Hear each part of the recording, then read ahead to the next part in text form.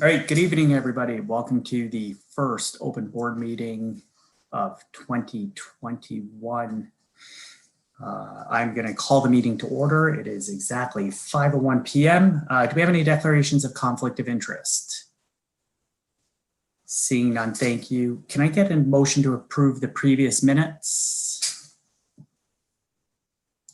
I have Penny, seconded by Paul. Questions or comments with regards to those minutes? Seeing none, all in favor? Great, opposed? None, thank you.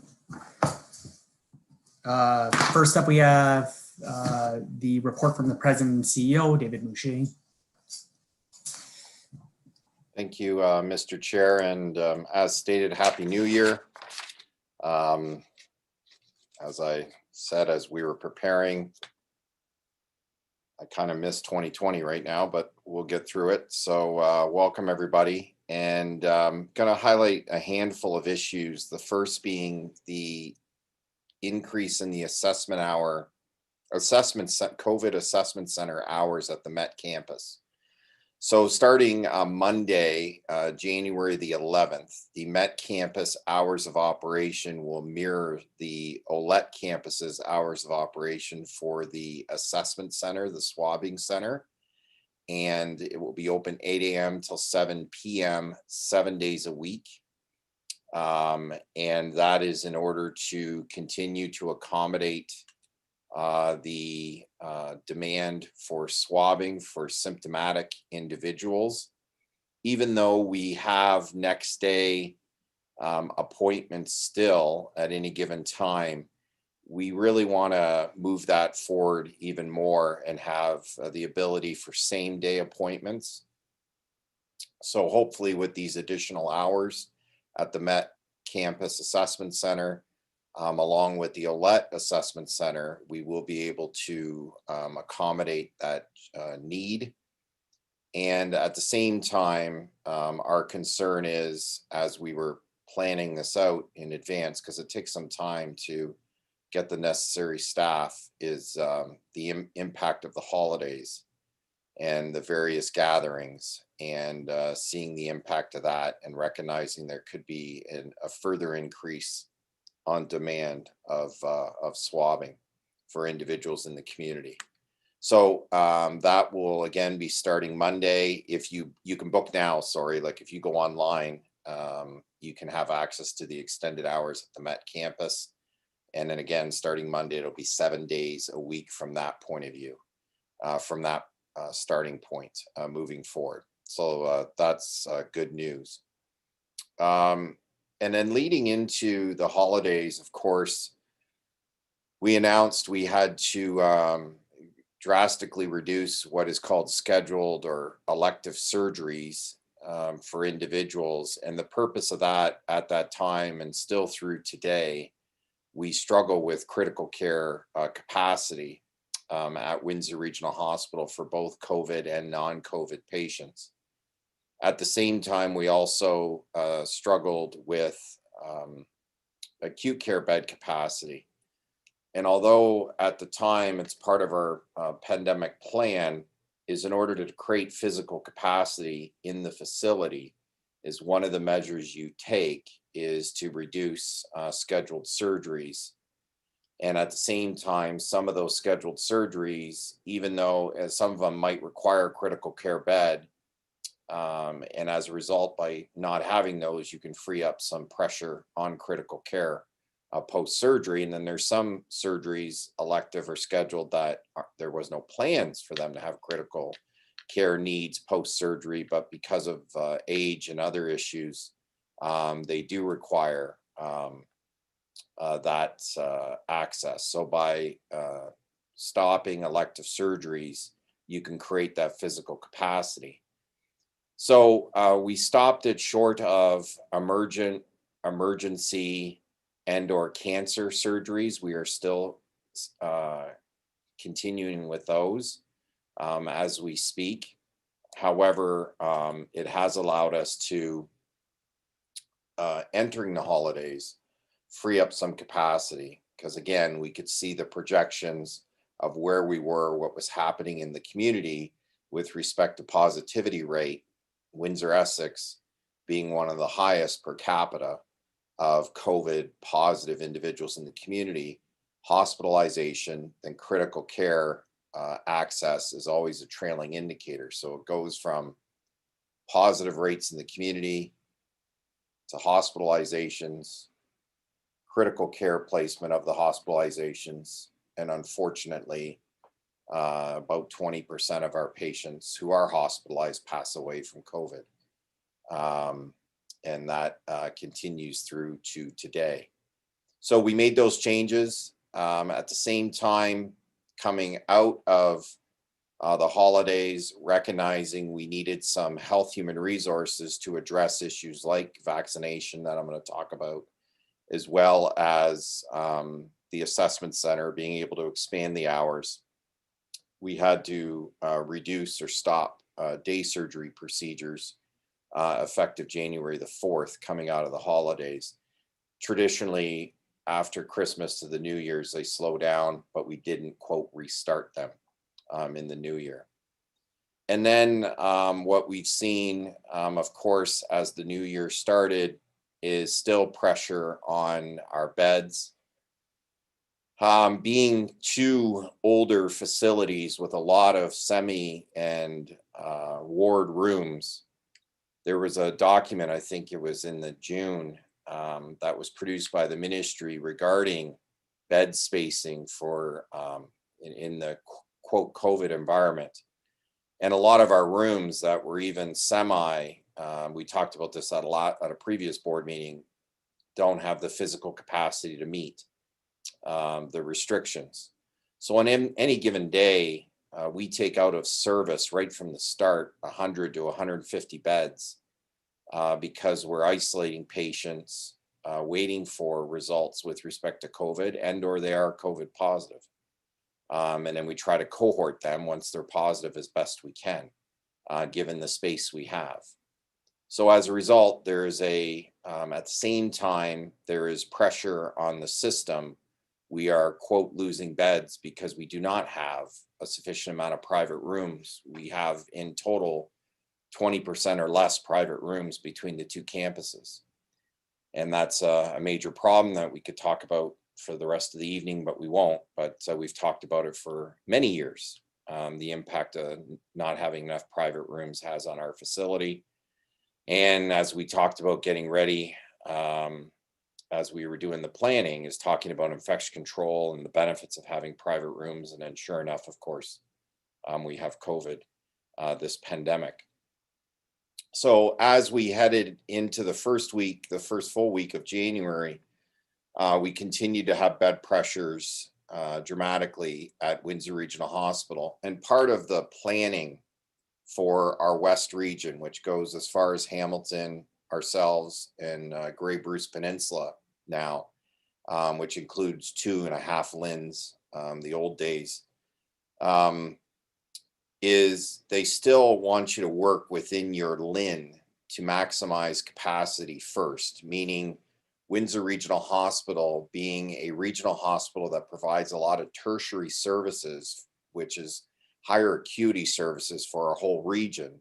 We have to ensure we have that physical capacity in order to provide those services for our community, for our larger community, for all of Erie St. Clair, LHIN. As a result, we have to make sure we have the physical space to do that. At the same time, some of our other centers in our Erie St. Clair LHIN, we're not seeing anywhere near the issues Windsor Essex has seen, even from the start of COVID all the way through. So as a result, we started working with Sarnia and Chatham in order to take patients, and the plan was they were going to take 10 patients each. Unfortunately, their hospitals filled up rather rapidly themselves, and they are just starting to cancel and or greatly reduce their elective surgeries in order to create more capacity to take more patients. So at the time, a very limited amount of patients have transferred to Sarnia and Chatham, not what we had anticipated. However, two other partners greatly helped. Hotel Dieu Grace Healthcare has taken over 50 patients in a very short period of time, subacute patients, from our two campuses, which, needless to say, has in effect saved us, for them to be able to take those patients. And that helps clearly. They're, I think still an outbreak as we speak. They're hopefully nearing the end of it, but it's been complicated by that. But they've been able to start to take patients again in their facility after a period of time that they were limited to. So the timing of that helps. At the same time, our partners at London Health Sciences Center, we've had constant communication, and they themselves today have taken 5 patients, quote, sicker patients that couldn't have gone to Blue Water or Chatham are now going to London, and London's helping out. At the same time, in that whole West region, London is also moving patients from their facility or working on it to other facilities to create capacity in London to do exactly what we're doing, but also in the meantime, helping us as Windsor Regional Hospital. So that's the dynamics of what is happening right now. And what I'm about to show you is why we started all this work way back now a month ago, and always had it in our plans with respect to how we were going to get there, is with respect to some projections. So I'm going to show you some projections. Now, again, these are projections. So although they're have been accurate, as you will see, depending on what we do as a community and what we do as a province could greatly impact these projections moving forward. And these are the projections that the government uses with respect to some of their decision making. So I will pop up the first report.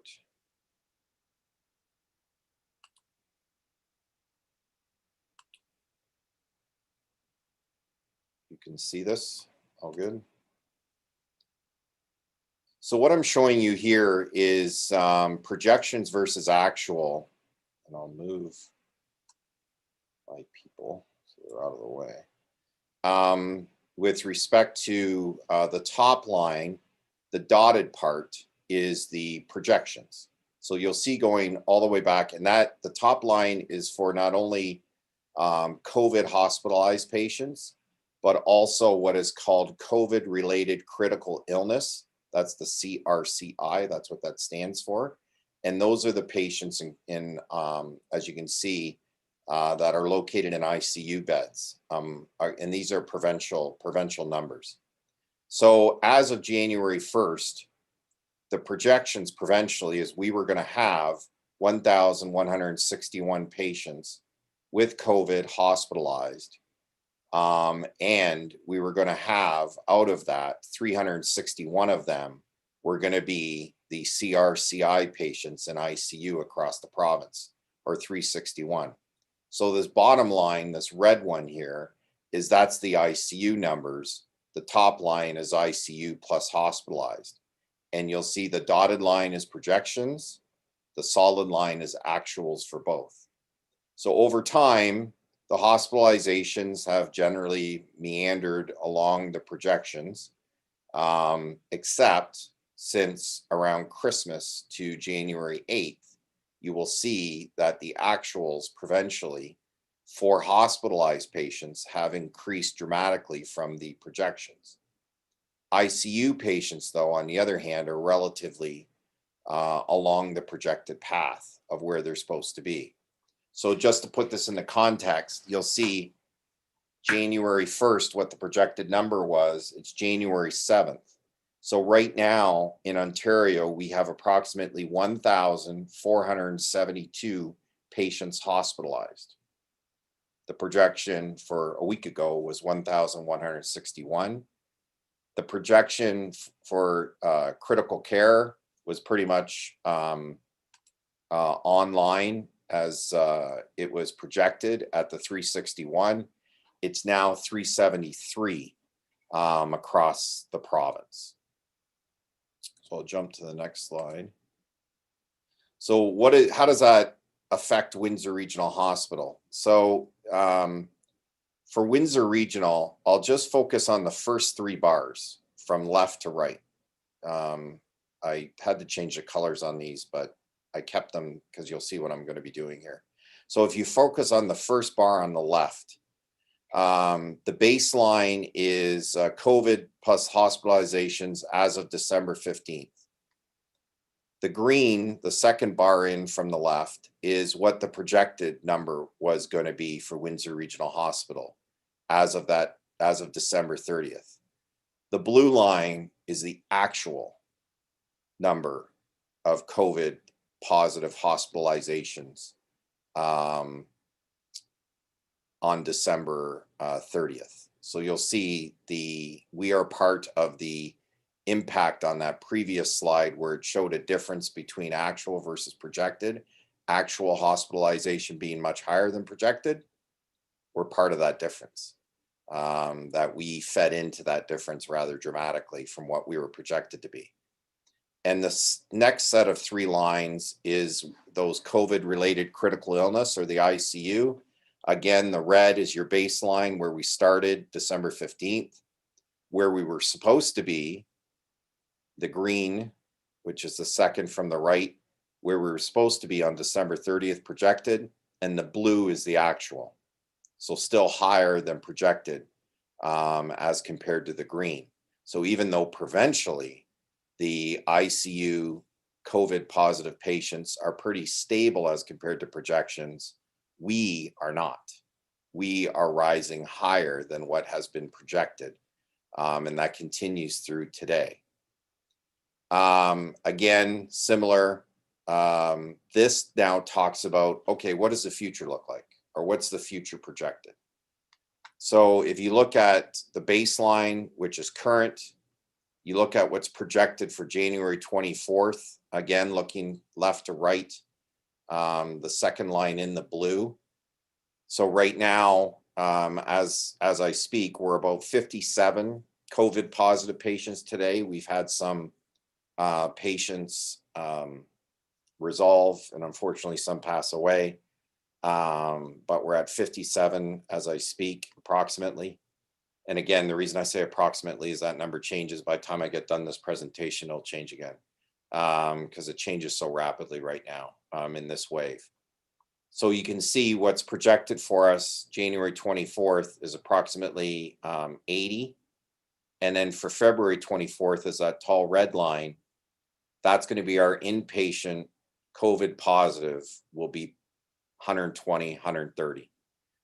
So it'll be double from where we're at right now. ICU, similar. Baseline, January 24th, where it's projected, and February 24th, where it's projected, based upon what we're seeing. So what this does is look at, okay, that solid line across the top is the amount of beds we have access to in the facilities between the 2 campuses. And again, you'll see along the bottom line, it says baseline is where we're at. It projects where we're going to be January 24th with respect to our overall COVID and non-COVID census. And then February 24th, it basically says we are exceeding our existing beds. It's going to be by about 20 beds than what we have now. So again, why I'm showing you this is all of the factors we take into effect to make sure as an organization, we are ready for what's coming over a month from now, month and a half from now. We have to be ready for that bar on the far right, if not worse. And those are the steps we're taking now to make sure we're ready for that as a hospital.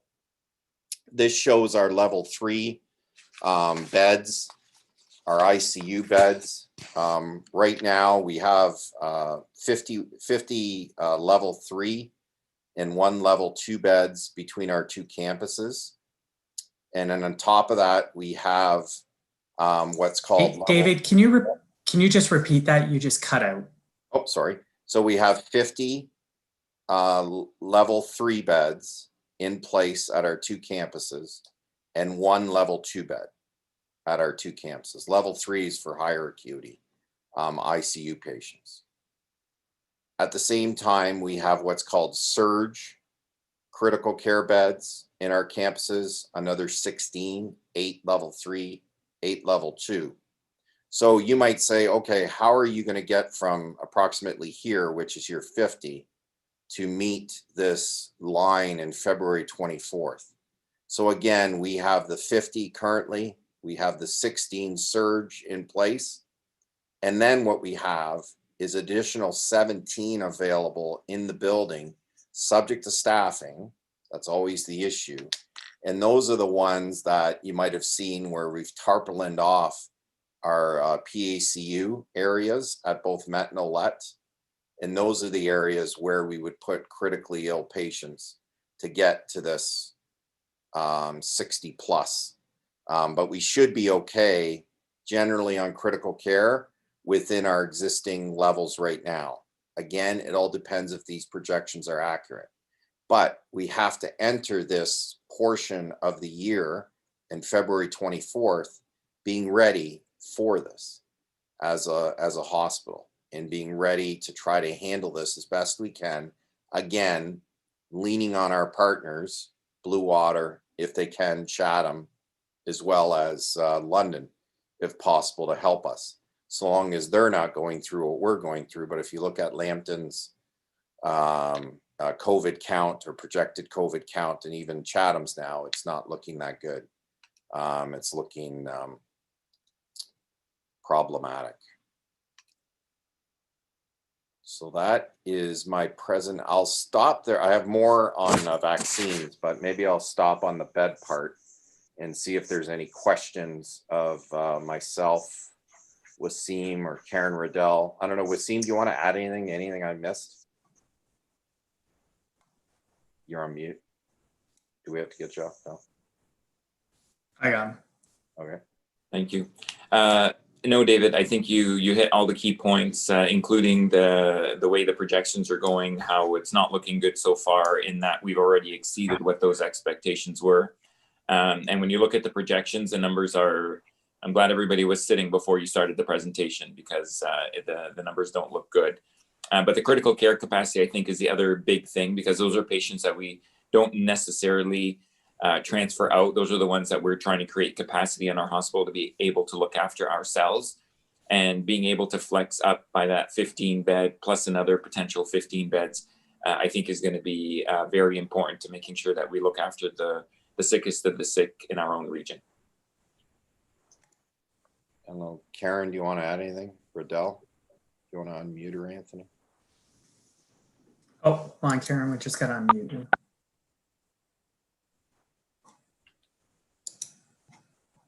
Karen Riddell? There we go. I was just going to add to what Dr. Saad mentioned. It's really important that we maintain that critical care capacity, because it can be very challenging to transfer this level of patient to other sites. So it is really important that we're able to maintain that capacity and provide this care within our community. So just adding to that comment there. Thanks, Karen. Question, Dan Wilson.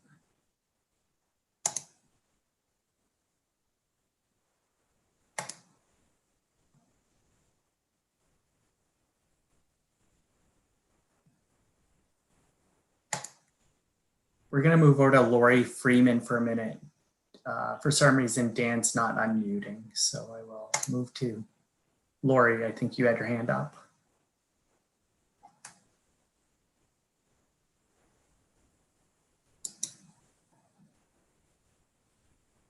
Still says I'm muted on mine, but You're good now. You're good now. okay. All right, thank you. So quick question. Do these projections take into consideration the rollout of the immunizations? Well, the impact of immunizations right now is beyond limited. And I'll get into the number of vaccines we're going to highlight, but maybe it'll answer itself, Lori, that's the next slide deck. I'll be able to answer your question in the next slide deck. Okay, and then But the short answer is no.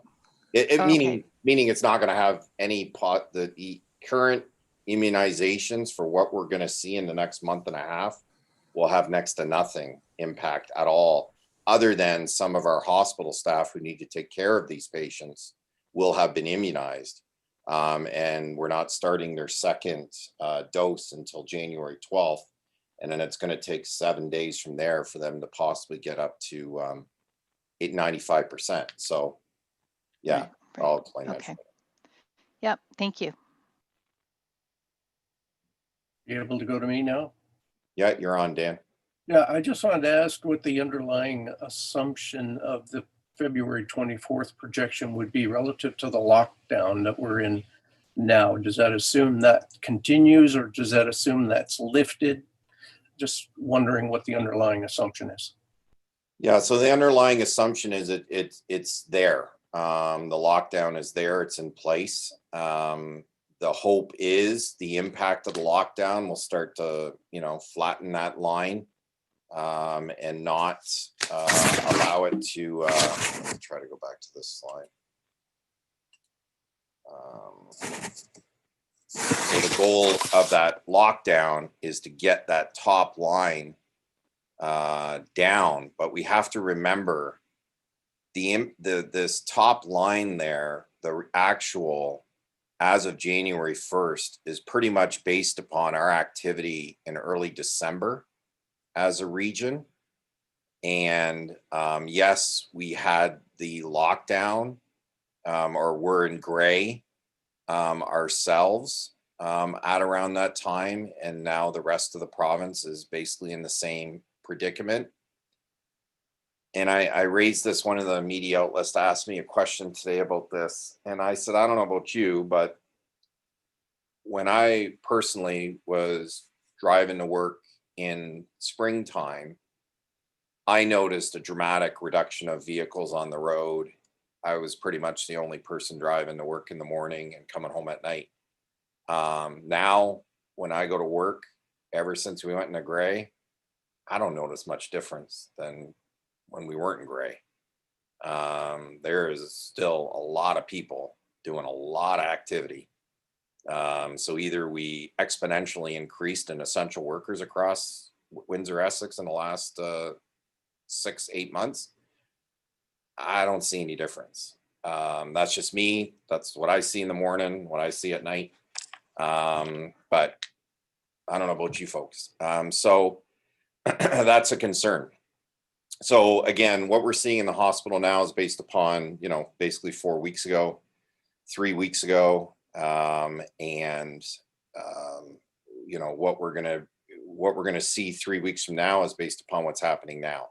So my concern is what we're seeing now with respect to positivity in the region, the amount of positive people testing positive on, it literally is any given day we have multiple positives.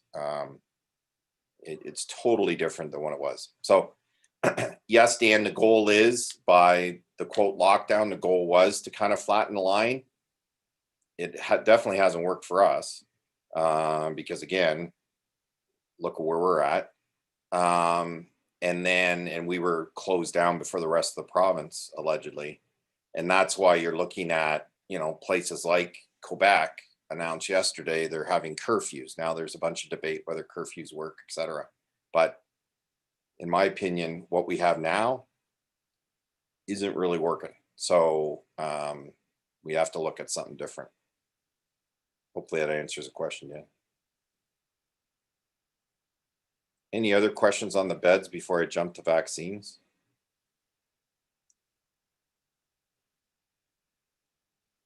Nothing? Nope. Let me close this out. I'll pop up vaccines.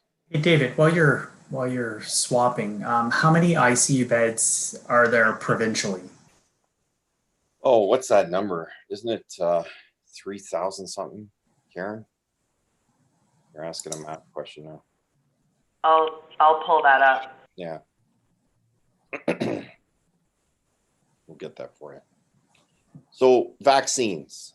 One of the great things I learned over the last couple of weeks listening to General Hillier, who has meetings every second night with a handful of CEOs who are involved with the vaccination. He has them at 8 o'clock at night, so I get to leave this board meeting and go to General Hillier's meeting. And he's always in a tie, by the way.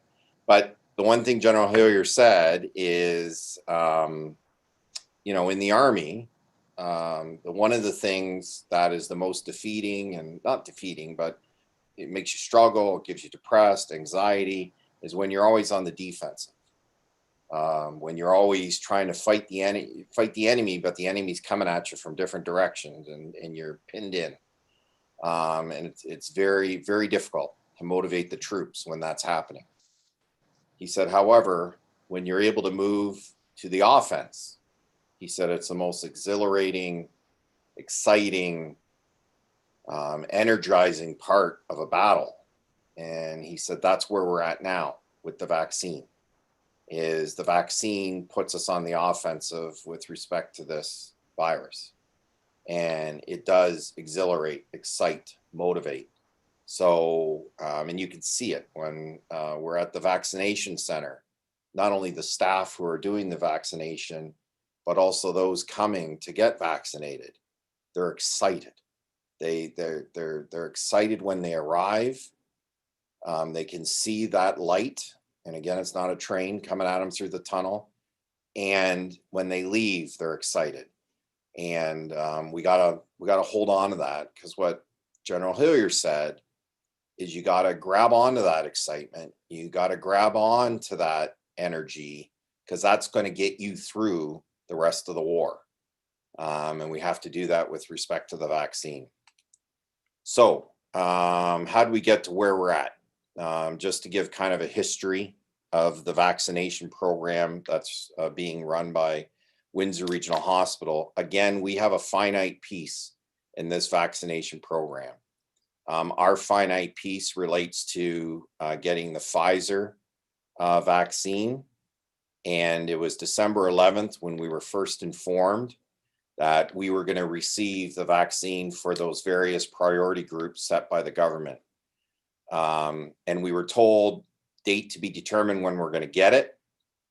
And if you remember at the time, even before December 11th, we were everyone thought we weren't, as Canada, the United States was starting to get the vaccine, but we were told initially Canada wouldn't see it until 2021. So this call was, no, there's a good chance we're going to get it before the end of 2020. We're going to get our first shipment to Canada and then to Ontario. And just the way it's structured, we talked about this, I think, at the last board meeting, is the feds are the ones who procure the vaccine. They've been procuring it for the last year, from my understanding, or 6 months, whatever. And that procurement process. Then what they do is distribute it to the various provinces once the feds receive it, or they attribute it to the provinces. As I stated at the previous board meeting, the Canadian government per capita has bought the most vaccines of any country in the world. The problem is the timing of the delivery and maybe the timing of the contracts. Were they first in, 10th in, 50th in? And as a result, what was their priority to receiving Pfizer, Moderna, and soon AstraZeneca? So again, we were told December 11th, looks like it's coming before the end of the year. Stay tuned. As a team, we started to wrap our minds around that. So starting December 15th, once we started getting more information, and the information started to crystallize that there's a good chance we're going to start getting this possibly before Christmas. So we created, and we already have an incident management structure for the overall pandemic that we meet regularly. We created one just for vaccinations. And IMS is, a world system that's created to deal with emergency situations. And it's a great way to have a structure on various areas where you have leads for the various areas. They report on a daily basis, if not multiple times a day. and then they go back to the work, come and report, and we discuss what needs to be done, and everybody knows what everyone else is doing in various areas, be it from an operational point of view, a vaccine point of view, security, etc. So we created our IMS team. Windsor Police Services is also involved in that because there was a component, and there still is today, a component of security at the site. We started that December 15th, and we've met daily since, every morning as a group. And again, the purpose of that is to be prepared for the vaccine. So starting December 16th, once we knew the priority groups, the IMS, every day since then, myself and the other leaders in the organization, some from the IMS, have a call with the directors of care of long-term care and retirement homes, and now the leaders of the congregate care settings. We have a daily touch base call, and we talk to them about how they need to book their staff, because again, our first priority group we were told to look at was long-term care retirement home staff, and then get into congregate care staff. These are staff, not residents. So these are people, because Pfizer is fixed. Once it arrives, it's fixed, although they're trialing to move it around in Ottawa. People have to come to it. So they decided the hospitals across Ontario, I think there's 16 of us now, they're the ones that would accept the vaccine and prioritize the long-term care retirement home staff in the process. So that's what we've been doing starting December 16th, and every day following is these daily phone calls, and they've been great because what it allows is for everyone to hear the same information, for everyone to be able to ask questions, hear the same answers, and solves a lot of problems on a daily basis. In my opinion, has led a long way to the fact that 80% of our long-term care retirement home staff have either been vaccinated and or have already agreed to be vaccinated, which is generally a very high number, although people want to have it higher. That's pretty high. I think it's even going to go higher as we progress down the stream of vaccinations, as people start getting more comfortable with them. So while between the 15th and the 16th and that few days in the weekend, we were told, okay, the vaccines are coming. I think it was on the 16th, we were told the vaccines are coming December 21st. And then we were told, so we started booking, we got the long-term care folks, got the booking system in place, started booking people to arrive on the 21st, thinking it was going to be here in time. Then we were told, nope, it's not going to be here until possibly Christmas. So we're like, all right. But as a team, what we didn't do is we didn't take our foot off the gas. We said, you know what? Let's just be ready. Instead of going, we got an extra few days, let's just take our time. We said, no, let's aim that it's going to arrive still on the 21st. Let's not take our foot off the gas. Sure enough, pretty much on, I think, December 20th, we were told it's arriving on the 21st. So we had individuals booked as early as 7 o'clock in the morning on the 22nd. We didn't get approval to what happens when Pfizer comes in. There's a little sensor. It's quite interesting technology, is you have to press the sensor on the box, and that submits data back to Belgium, and they analyze the temperature of your box on the whole transport. You can put it in the freezer, you just can't start using it until they give you the okay, and it takes hours for them to analyze the data to make sure it stayed at that -80-degree temperature for the whole trip, and that it's okay to use. So it wasn't until late in the day on the 21st we were told we could use it. By 7 o'clock in the next morning, we started putting them in arms. And we received enough at that time for 1,950 persons to be vaccinated with 2 doses. So by January 6th, which was yesterday, we would have run out of both first and second doses. So between the 21st and around the New Year's Eve, we were told hold back. There was this debate about holding back the second dose just in case future shipments wouldn't come. And as a result, it looked like people's inventory, hospitals' inventory of vaccines was higher, but that was because we were, told to hold back the second dose just in case you don't get another shipment. And then the strategy changed, which was use it up. Use up first and second doses, inoculate as many people as you can, as quickly as you can. So that's what we did. Huge risk, but that was the orders from the general, and we marched to those orders. So we would have run out of vaccines totally by the end of January 6th, if not for the fact we received a shipment January 5th, the day before.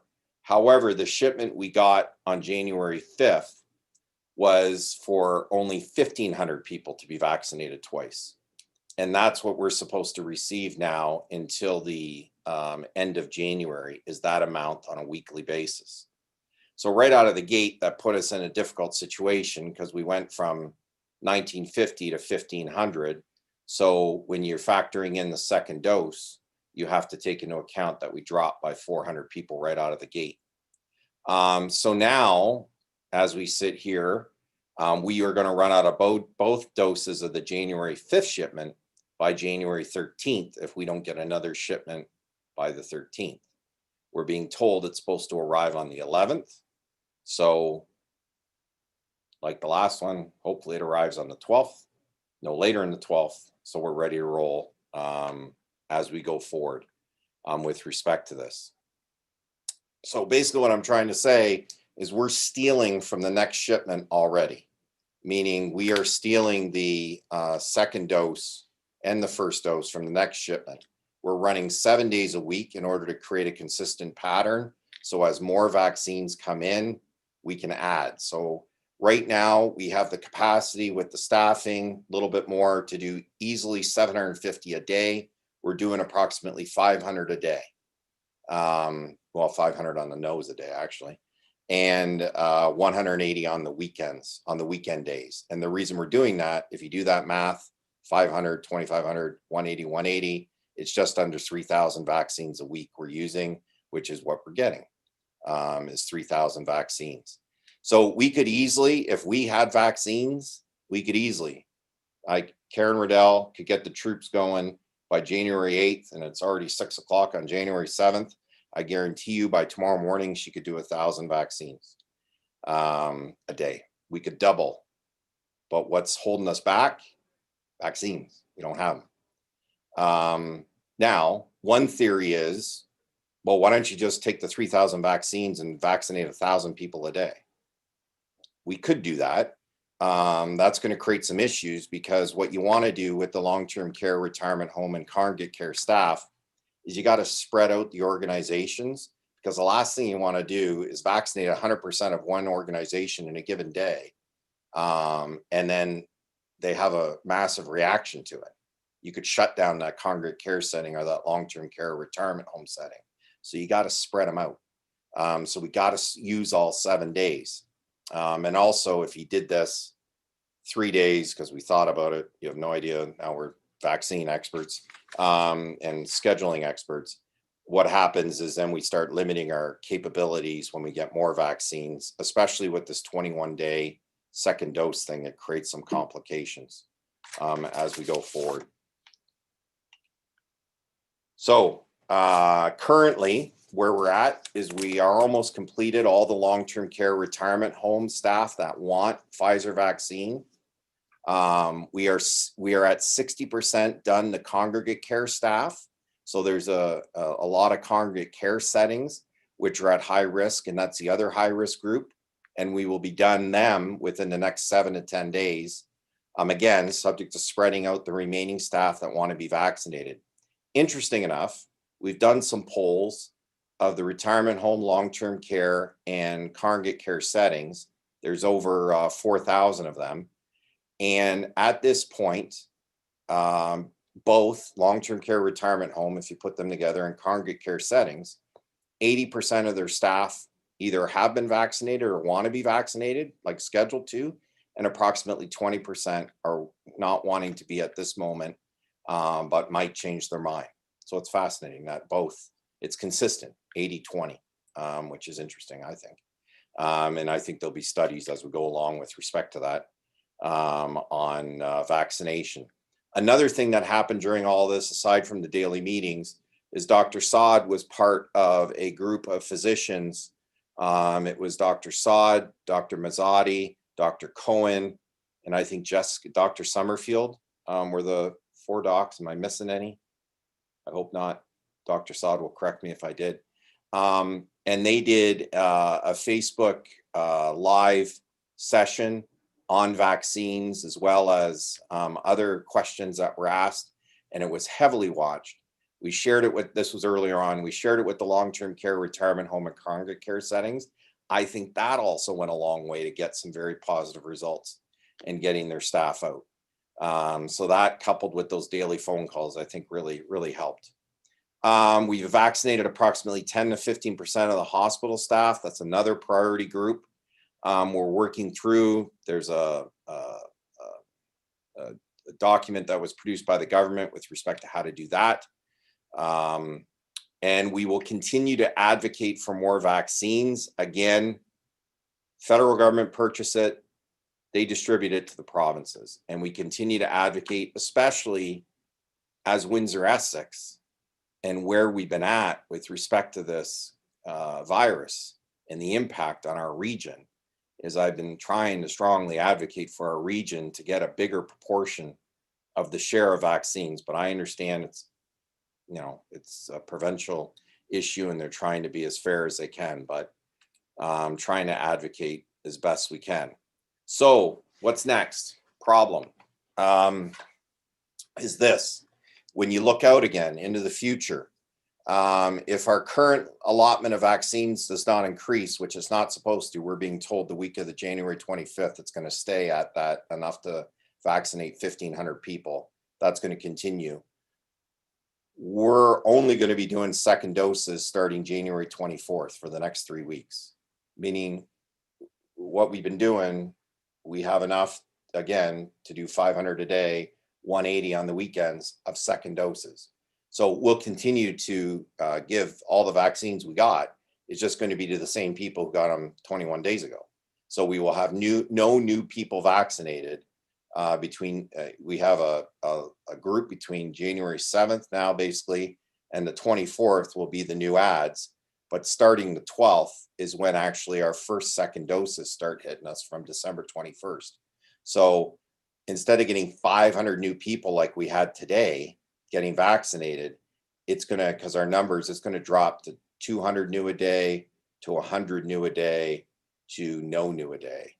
Again, we're going to still vaccinate, but it's going to be to the same arms we vaccinated 21 days ago. So our goal is by the time we get there, though, we're going to have all the long-term care, retirements, home staff, and congregate care staff, as well as our Indigenous population, high risk. We've worked with SOHAC and started booking them for this upcoming week. And also some of the Indigenous staff who are involved in swabbing will be also vaccinated coming up as well. Again, we'll continue to work with Windsor-Essex County Health Unit.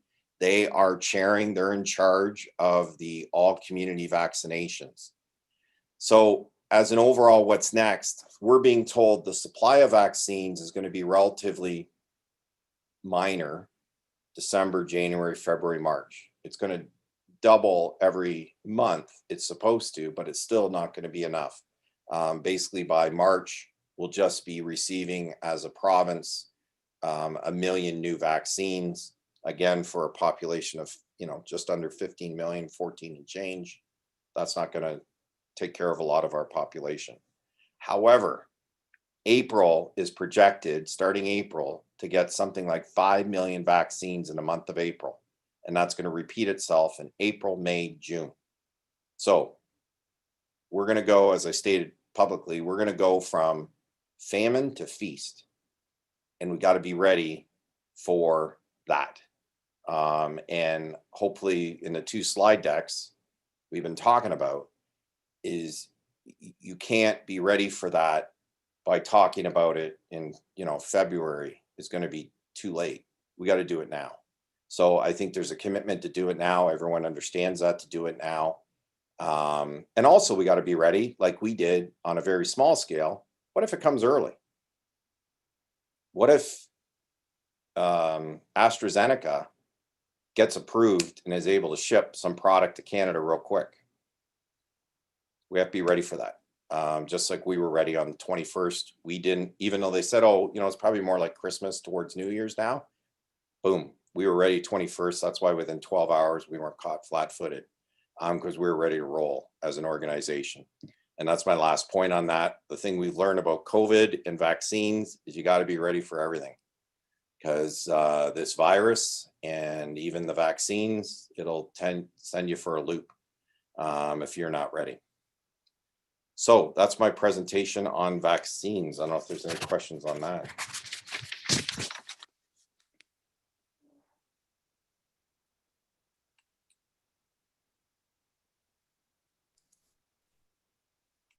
John? Then Cynthia? Yep, we Dave, can hear you, John. I have two questions for you. Yep. The first question is, Dave, what is the period of time, if you know, or Dr. Saad, what is the period of time a double vaccine is good for?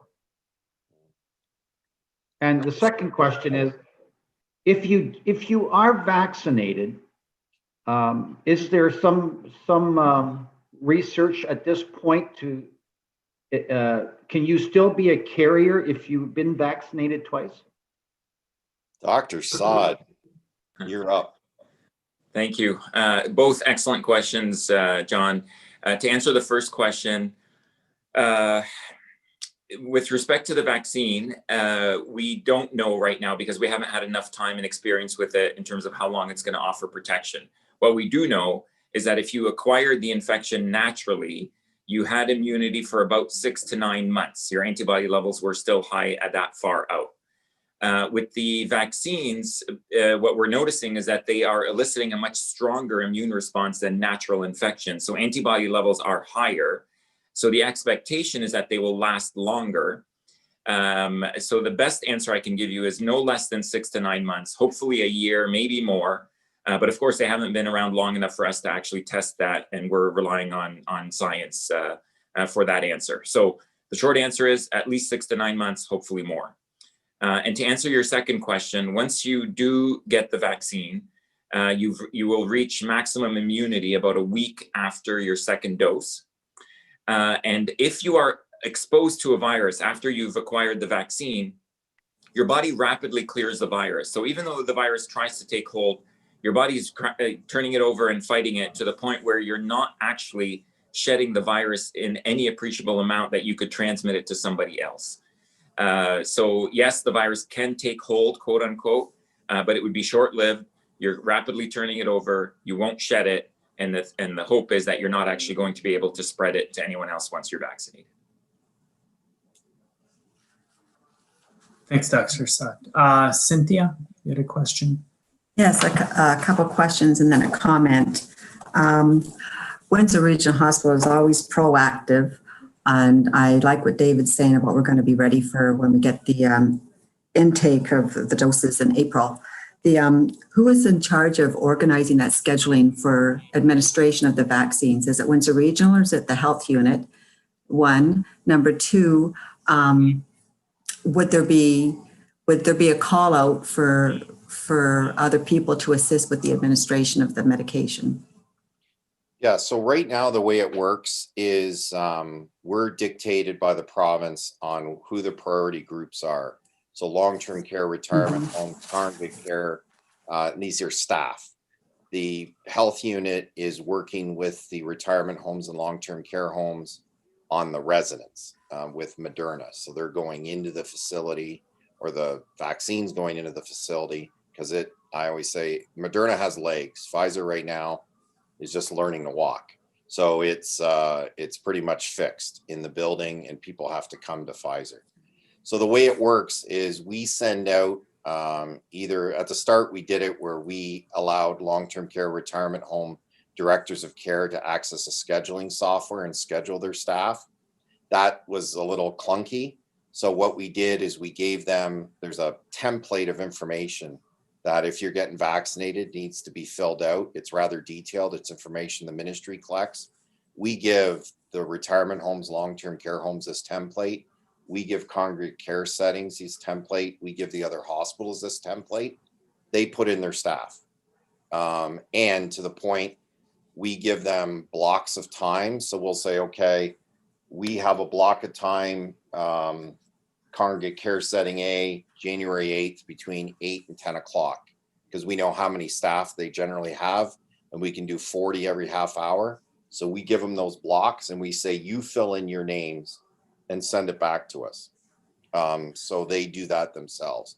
So what our job is to have the vaccination center open, allow for the sharing of information back and forth.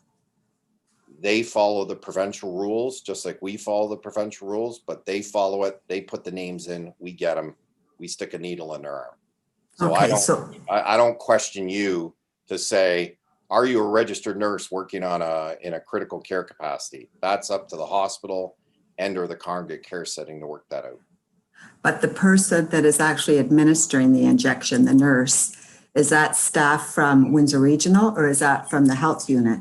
No, that's for, okay. So for us now in the St. Clair, that's us. However, we are adding people like residents, medical students are now helping with injections starting this weekend, Karen, right?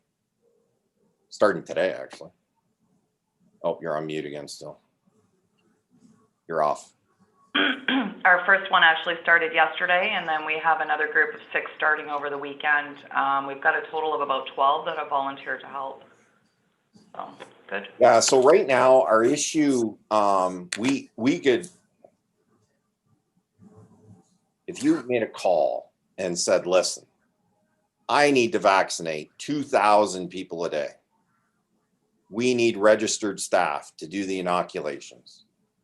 I'd get 200 people, and I'm not asking that because my email's going to blow up. I get 200 people giving me volunteering. That's not our, right now, that's not our issue. Our issue is we don't have any vaccines. We got people, we got arms, we don't got vaccines. So we got vaccinators, we got arms to put them in. We don't have vaccines or enough vaccines to meet our demand. So as we move forward, that's going to be one of the things we need to get into place as we're inoculating some 400,000 Windsor Essex residents, not once, but twice. We're going to need those volunteers to come out to the various settings where these inoculations are going to take place and put some needles in arms, aside from all the other infrastructure needs that are going to be needed at that time. So what we're doing is sort of feeding them in as we go, and trying to, again, and it's not, and I don't want to make it complicated, but I don't want to minimize it. It's a situation where if someone's going to do this, they got to be committed. It's not I'm going to do it for a day and I'm good, because they got to be trained on the IT system. It's all digital. They got to be registered on the system. So they got to be trained. There's a ton of data that they have to be ready for.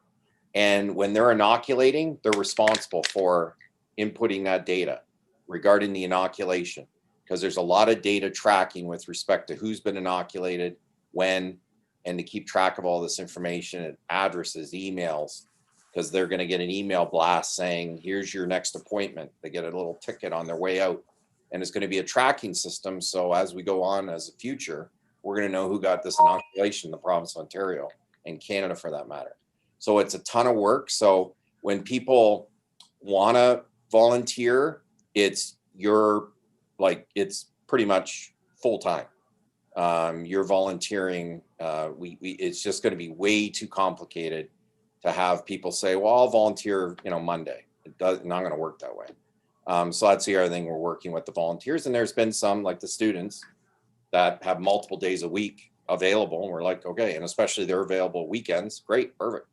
That's even better. So we'll get you in on the weekends. So that's what we're looking at, working through the various volunteers, but there's definitely going to be a time, and it's coming up shortly, where we're going to need a ton of volunteers.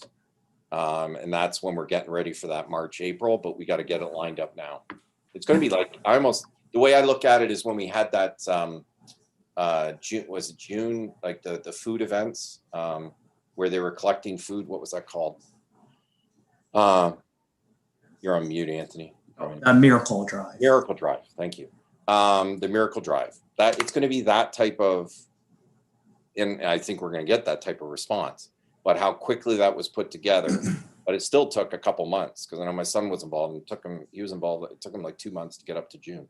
And that was big, just collecting that. So it's going to be that type of effort by our community to inoculate, in effect, over 800,000 people. Oh, there's Lori raising her hand, I think. You got to get her off mute. Thank you. So I had two questions, and this kind of bounces off Cynthia's question is, so exactly how many groups locally within Windsor, Essex County are giving vaccines? I find it very difficult looking at the media to figure that out, because they keep saying WeChew is, and then Windsor Regional is, and I mean, is there people out, are there people in Chatham doing it? Are there people in Leamington doing it? Or are those the only two? So right now, Windsor Regional is Pfizer at St. Clair. What might be confusing is WeChew is in the long-term care retirement homes, but they're not only using their own resources, but the long-term care retirement homes themselves are vaccinating. So for instance, some of the homes we're working with, I think 2 of them at least, we're going to be helping them. So our staff is going to go into the homes and help them vaccinate their long-term care retirement home residents. So even though it's being coordinated by the health unit, it's going to be our staff helping the long-term care retirement home. So it's not the WeChew staff.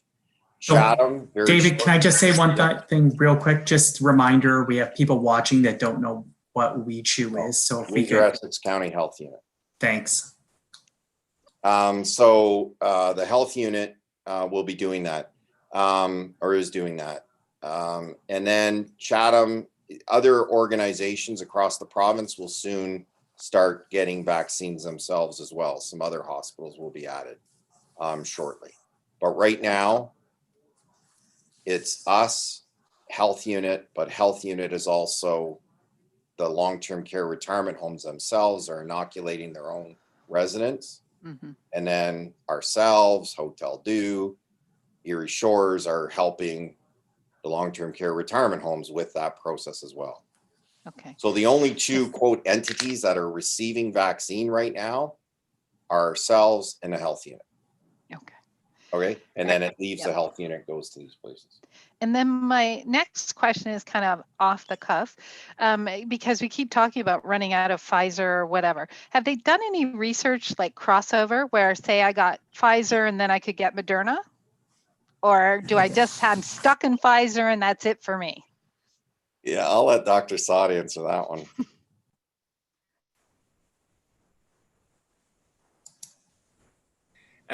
So at this point in time, there is no evidence that you can mix and match the vaccines. Even though they are both mRNA vaccines, the technology is the same.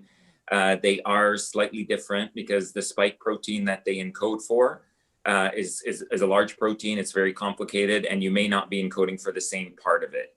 So right now, there's no evidence that you can mix and match. So you can't take your first dose of Pfizer and your second of Moderna. Once you start with one, you finish with the same. Any other questions? Yeah, and just on that point, you know, like there was some talk about, you know, just give everyone one vaccination and forget the second dose. And some countries were doing that or did that. And I mean, you're starting to play with some, I don't know, like Pfizer indicates these are the studies they've done so far, which shows the efficacy of their vaccine being separated by 21 days, Moderna 28 days. You start playing around with that and having a science project on people, you know, I think you're asking for it, but, you know, Dr. Saad, I don't know, like that's. Yeah, no, and that question was raised to us when we were told, okay, well, one of the options is to just give everybody the first dose of the vaccine. Don't worry about holding back the second dose, because as a worst case scenario, when the second dose time comes around, just give them the Moderna vaccine. And of course, we weren't comfortable with that because there's no science or evidence to support or back that up. But from a public health perspective, you could think, okay, well, if I can vaccinate 2,000 people right now and get 50% efficacy versus doing, only 1,000 and holding back that second dose to get 95%, some people would say, well, maybe 50% of 2,000 people is better than 95% of 1,000. But again, we weren't willing to play those games or try our own experiments. So we stuck with the science and the evidence, and that's how we played it out. Thank you. I just had one quick question. David or Dr. Saad, are they looking at the different variants that are within Windsor and Essex County? So would we be seeing that new, more contagious variant in, or have they done that type of analysis as of yet? So good question. We suspected that we had the variant in Windsor a few weeks ago. We were noticing a pattern of spread in our community that mimicked what was happening in the UK. Patients were acquiring the virus much more efficiently. They would give us stories of almost no contact with the outside world, and then maybe 2 or 3 minutes of contact with grocery deliveries, and then all of a sudden they became infected. Now, yes, of course, you're relying on histories from patients to tell you that, and you take that with a grain of salt. But also the fact that it had spread much quicker, it was infecting a much wider range of the population. Basically, everything that was happening with the UK variant in the UK and the rest of the world was happening here. We did put in a formal request through our lab department to the National Microbiology Lab in Winnipeg to see if the virus in our community was the UK variant. At the time, they said they wouldn't do a specific test, but they're doing surveillance across the country. And this was before it was revealed that it was in Canada. I think it was about 48 hours before. And then after I had sent that request, within 2 days, we start hearing about the UK variant being in Canada, both in BC and in Toronto. So I have no doubt that we have some variant that's in our region that's likely contributing to the faster and easier and more efficient spread. But thankfully, we don't think that would preclude anyone from getting the virus and the vaccine, I should say. And the vaccine does look like it's still effective for this variant. So that is obviously good news and a silver lining in all of this. Great, thanks very much. I'm seeing no other questions, so we'll move on to David. Did you have anything else? I know it was a pretty short report. Go. There I am. Couldn't get off of mute. No, thank you, Mr. Chair. That's my short report. Okay, very good. Thank you. Next up is Dr. Larry Jacobs. Oh, I gotta unmute you. Sorry. Thank you, Mr. Chair. So I don't have a very long report, thankfully, today. First, I wanted to actually just thank the hospital overall on behalf of the school. Despite incredible numbers and stress that the system has been under, there's been no limitation, no turning away, and really no change to the quality of education that our students and residents have been getting while working through this pandemic alongside with all of the staff at the hospital. So it really is a remarkable feat that all of this pressure can be on the system, yet still high quality medical education can be happening. And so from that perspective, I really want to thank everyone here in the room and who works for the institution. You commented earlier on the fact students are looking forward to volunteering and being involved with anything that you're able to do. And certainly I know that we've got about 12 already. I have a number of others who are also now reaching out to me as well to be involved. And so I am hopeful that as we start to get more supply, we could even perhaps run something at the university level between nursing and medicine to try to take that end of town and coordinate some mass programs that way as they get trained up in this fashion. So I'm looking forward to helping be involved with anything that you might need going forward. Other than that, I don't have anything else to add for tonight. Thank you very much. Great, thanks, Dr. Jacobs. Anybody questions, comments? No, okay, very good. Thank you, Dr. Jacobs. Next up, we have the financial presentation and treasurer's report from Penny Allen.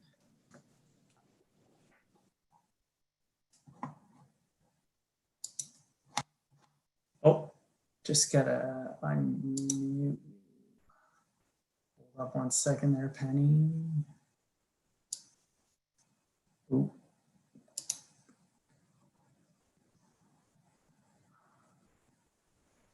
Matt, do you want to try and unmute her? Oh.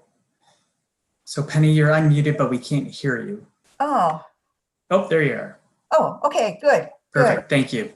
Okay, all right. I'm going to do a sort of a brief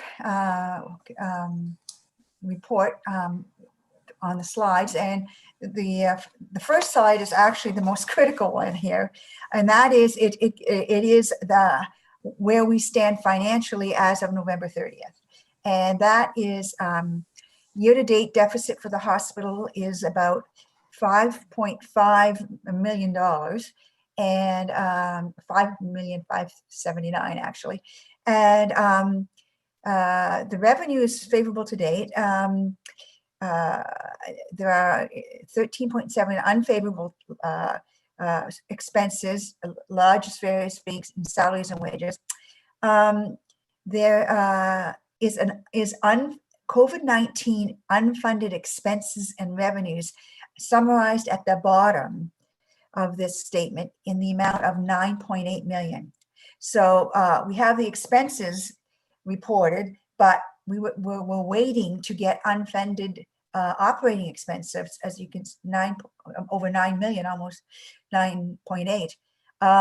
And so the reason is for that, and on some of the other slides they'll be talking about it, is from August on, the expenses, extra expensive for COVID, have not been, we haven't got the money from the ministry for that to offset those expenditures. So it says that if it should be noted that unfunded COVID-19 expenses had been funded, in the year-to-date surplus would be a surplus, not a deficit, of 2.8 million, and the hospital margins would be 5 million. So that's kind of, it's just a lag of getting the unfunded expenses funded. So that's really the most key point, but we can go a little bit quickly through the second ones. In fact, you can see that the 9,799,255 is the unfunded, but it's in the expenses because you've already paid for the expenses. So that's kind of it's a timing problem, basically. So, and of course, there are some reductions for, okay, what slide are we on now? Hold on just a second. The 5.16, yes. The next one is the revenue, and that is the elective surgeries that were canceled in April and May, and actually I think that they're going to be recorded. I'll be saying this in the future too, because that you've had to cancel a lot of things again. The operating room volumes are much lower. So that would be the main item, is that, yeah. So the next one is the emergent quality-based volume, and that again is not as high as it was in other years, because again, COVID has taken over a lot of the beds and spaces. So if they could defer it, like for especially the elective surgeries. Really, that's the funding is being reduced. The revenue has been reduced, but the expenses for these operations, etc., are also reduced. So they kind of offset. So then the next one, the expenses, as we said, were salary and wages unfavorable, 9.4 million. We haven't been reversed for that, and yet, but we should be getting it eventually. And then there are incremental spendings on personal and protective equipment. That's another big one. And that is part of the unfunded expenses. So now we're to the other expenses, and that's the drugs always seem to be, if they're unfavorable to date, the variance in the revenues is either from retail pharmacies or the Ministry of Health, but they get offset by the revenue. The expense, if the expenses are more unfavorable, the revenue for the drugs is more favorable. So they sort of cancel out in other words. And then there's some other items that are unfavorable, especially as we discussed on the other slide, the PPP, the protective equipment special for COVID. But luckily, there is 1.2 million offset by the surplus of utilities at 1.4 million. So that 1.4 million does offset some unfavorable expenses. So that is it for the financials. And then we have the patient access and the patient volume. I don't know,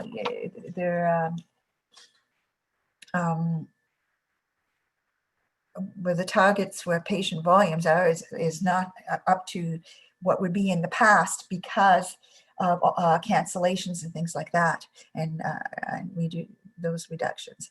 The sick and still on patient volume. Okay, then that one, compared to the previous month, all unchanged except for the sick time at OLET is slightly worse than the previous month.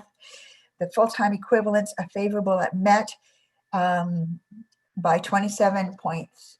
Oh, we're doing a different one. Okay, so that's the patient volumes, but then we're going to the sick and the overtime,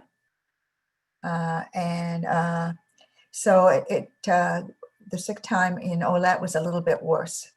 So that's basically, they're not really, the staffing is a little bit below target for MET, 27.33. Full-time staffing at OLET is actually pretty good. It's just 8.79 difference. So that's my my report. And I guess I have to make a motion to accept my financial report. So I move that You're making that motion, Penny? Yes, I am. To move your report? Perfect, thank you. Seconded by Arvind. Questions or comments with regards to that report? Seeing none, all in favor? Okay, perfect, thank you so much. Okay, and then I think you have the consent agenda. Yes, I'll do that one too. That the report from the December 21st, 2020 Finance and Audit Resources Committee meeting be accepted. All right, perfect. Thank you. Seconded by Paul Lachance. Thank you, Paul. Questions or comments with regards to consent? Seeing none, all in favor? Good. Opposed? Seeing none. Great. Thank you very much. All right, correspondence is in the package. Just I did get ostracized a little bit by somebody last meeting for not mentioning. The Windsor Regional Hospital Foundation is running a 50-50 draw. Yes. Please go to the Windsor Regional website if you would like tickets. That's for everybody watching at home on YouTube. So please, those funds do go to a great cause. So again, thank you for supporting the Hospital Foundation. Next up, do we have any other questions, comments, concerns? Seeing none, great. The date of our next board meeting is February 4th. Via Zoom. You know, one day we'll be able to meet in person again. And can I get a motion to adjourn? And if everybody can just stay on for 1 minute afterwards. So I saw Patty France making that motion, seconded by John Leontowitz. Might as well do it now. So Chief John is retiring at the end of the month. Just wanted to give him a big shout out and congratulations from the board. So congratulations, John, on I'm not going to mention how many years you've been working out at the LaSalle Police Department, but it's been a couple. So thank you very much for your service to our community. We appreciate you, and thank you and all of your staff for what they do. So thank you. Board members will be going to the in-camera session. We will commence at approximately 6:30. I know David and Dr. Saad will probably still be talking to the media at that time, but we'll start moving forward with the in-camera meeting at that time. So thank you, everybody. Have a good night. Chief safe. Lieutenant is from Hubbard, Saskatchewan. So a town of 35 in Saskatchewan is proud of their son, Chief Lieutenant. There's a story behind that connects the two of us. My dad was born in Hubbard, Saskatchewan. His mom lives in Hubbard, Saskatchewan. There's 35 people in Hubbard, Saskatchewan. Wow. We talk about the world getting really he's Ukrainian, of course. So Yeah. that's why he's a good guy, because he's Ukrainian. So, but that's how we can. I'm trying to unmute John right now. Oh, Hold on, John. I'm trying. Ask to unmute. All right, you're good. I just wanted to wish everybody a Merry Christmas today. Yes, Merry Christmas. Yak Shemayish.